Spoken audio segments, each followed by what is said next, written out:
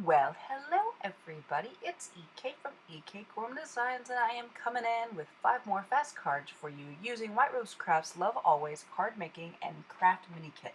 This is the third part of my 3-part series where I make 5 fast cards featuring basically just the supplies in the kit. Now I'm cheating today because, well, I'm publishing this on Valentine's Day and I feel like we need some extra special crafting here. So I've pulled out my gel press, or my gel plate, and I am using a little distressed oxides on it and my brayer, and I'm taking the stamp set from the kit. I wasn't thinking real smoothly. I forgot this is a mirror image, so all my little love you stamps I put onto it definitely came out backwards, but you know what? I don't hate that, but I do love just kind of that soft, unpredictable background that I created onto my card frame. I pulled out the banners from the kit and wanted to string them up on the included twine. So I just pulled out my glue dots from my stash and tied the edges up into knots just so they won't fray and they have kind of a more finished, polished look. Because I'm not putting down a piece of printed paper, I needed to make sure the twine looked finished, and I thought that the knotted ends actually helped do that. I know the twine looks wonky, but once I glue down the flag banners, I'm able to actually kind of straighten it out a little bit and make it feel more curved as opposed to stiff and rigid. No big deal, just a little glossy accent. It's one of my favorite adhesives, mainly because I can keep the nozzle from clogging simply by storing it upside down. I love how these banner pieces look overlaid. Overlaid? That's not a word. Laying over each other. So if you take the big ones and overlay. Know when the English language stops like just making sense because you're using it funky? Overlay. Overlay? When you lay over the... Okay, yep, I'm stuck in a mind sweep. Ignore me. Just keep watching me craft because apparently the brain isn't working. The edges did need a little trim up, and I think I could have left the card here. I pulled out the piece of paper I'd planned to use on it and realized I didn't need it, so I just kind of tossed it off to the side. In fact, I think it's still laying somewhere amongst my mess. I think I forgot to pick it up. I did add a few extra hearts in both the spun sugar and the tattered rose just to help fill the blank spots, and then realized the card actually kind of needed a little bling. So I pulled out the shaker mix bag included in the mini kit and pulled out just a couple of sequins and adhered them down again using my glossy accents. And I think the sequins really finished the card off nicely. There you go, there's the first card today, and you can see where my love actually went wrong in these photos, and again, I love it. For card 2, again, I'm playing around. At this point, I'm basically just down to scraps of paper. I've really utilized the colored paper in this series. So I'm just down to leftover bits, and I wanted to layer them up, but they didn't quite go together. So I pulled out the shaded lilac distress oxide and gave everything a good hit of ink just to help coordinate all the different colored papers together. But I did want to do a little bit more than just ink the edges, so I actually added a little bit of that shaded violet to my mat, and using a water brush just splattered extra bits of shaded lilac onto that piece of cardstock, and I think I did it with this one as well, just because it helps break the pattern up of the printed paper a little bit. For the littler pieces, I didn't go ahead...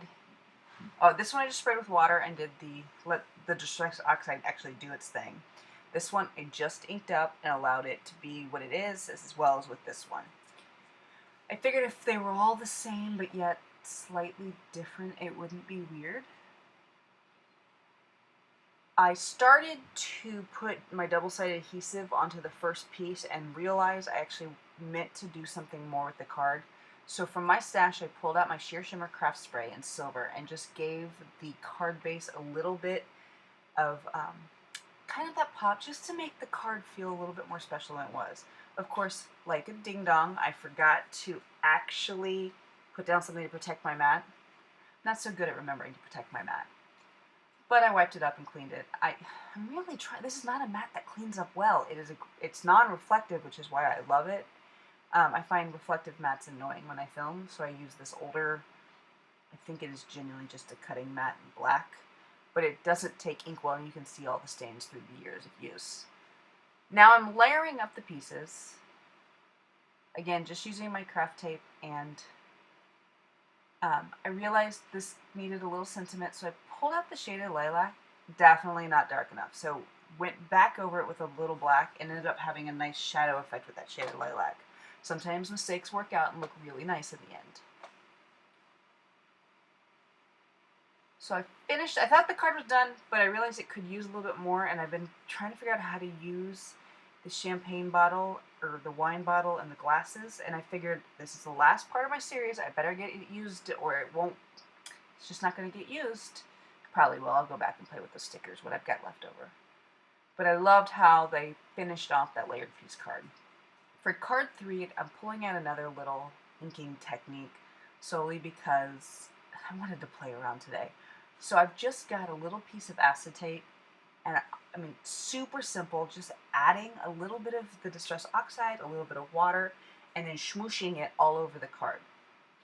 I love how, with the Distress Oxide, if you pick the right combination of colors, there's clearly a difference, but at the same time, they blend and mix together, and I like how the smooshing came out.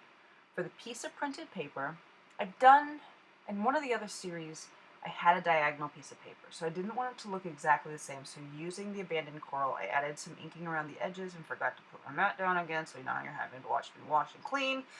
Yep, it's gonna be one of those days. But I like how, with the smushing of the ink on the card frame and the blending of the ink around the printed paper, it's got a nice effect there. I wanted to show how you could use the paper clip and take it apart and use the pieces individually, but I put it all back together because that's not how I plan to do it. I love adhering these little tags to the clips on a card. I found that if you use a 6x6 envelope, they just push right in. Yes, it's a little bulky, but the whole card fits. I wouldn't put it through the mail, but I definitely would put it in a gift bag for people. For card 4, the super simple card, it's my last piece of full paper here. And I love this paper. I've kind of been hoarding and saving it because I really like the almost 3D effect it has. So I wanted to do something really simple so the paper could still be a star. And while I don't think it's quite the star of the show I meant it to be, I love how this card turned out. This might be my favorite of the day. I think this XOXO paper is just fantastic. And I love that I left it really loose and flappy on the top. I will warn you, I didn't put enough adhesive on the felt. I don't know why I was trying to be sparing with it. Sometimes I'm just not a smart crafter. But in this case, definitely should have put a lot more adhesive. I tried to pull up my glue dots. The glue dots don't stick to the felt. It definitely needs to be a liquid adhesive, or at least for me it does. I don't know if you've got a better solution, please let me know in the comments below. But I found when I really glued up the glossy accent, the felt stuck absolutely no problem. And there you go. I love this card. I love the paper, I love the colors, and that ribbon really is fantastic. For my last card, I'm trying to pull off a little bit of an optical illusion, so I've got a piece of trimmed white cardstock, and I've trimmed up the last of this piece of paper, which is why it's not full in the middle. I don't have any extras, so I had to actually work with what I got. But I adhered this more or less in the middle of the floating piece, and then he tried to adhere down these two pieces so that they were even and it looked like a solid piece. And you'll notice I didn't pay attention to my pattern when I laid the second one down. I'm using the grid of my mat to kind of help me lay it straight. I found if I lined the top up with the line, I stood a shot of making it look smooth, but you'll notice I didn't match up my print and had to pull off the paper and relay it down. The good news is I laid it exactly where it was and there isn't a smudge on my card frame. Finally, again, laying things up. This time I eyeballed it. I floated that centerpiece on top and pulled a couple of stickers and just adhered them onto that floating piece. Super simple card, but I think it's kind of elegant. Maybe it's not, maybe it's just me and I don't do clean and simple all that much, but love the card. Today you get a little bonus card. I'm using the last of the pre-scored cards from the kit and making a super simple bonus card. There's a kit within the kit, a Hunky Dory kit from Hunky Dory inside the mini kit, and it's designed to make simple, quick cards. So that's exactly what I'm doing. So I'm using this large card frame and just adhering this beautiful gold foil build a set down. I didn't adhere the middle piece down because I wanted to pop it up so it was three-dimensional, but I wanted to make certain I got the little bear birthday guy perfectly centered. I'm running out of tape. It's kind of been a theme lately. I'm running out of tape. So I had to actually trim down my good tape so I could fit it and float it.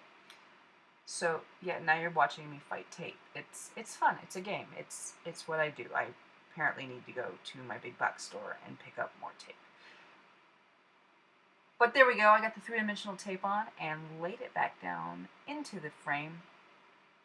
And I didn't want the birthday sentiment to be perfect, so I always kind of knew I was just going to diagonally drop it in. So I just put a little bit of score tape so it could stick up to those raised areas. There's a little bonus card for you today.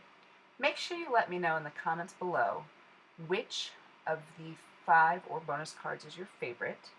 And make sure you stop by White Rose Crafts and pick up your mini kit. It's not just for Valentine's Day, it's for all year long to always let people know that you're thinking of them. Until then, happy crafting!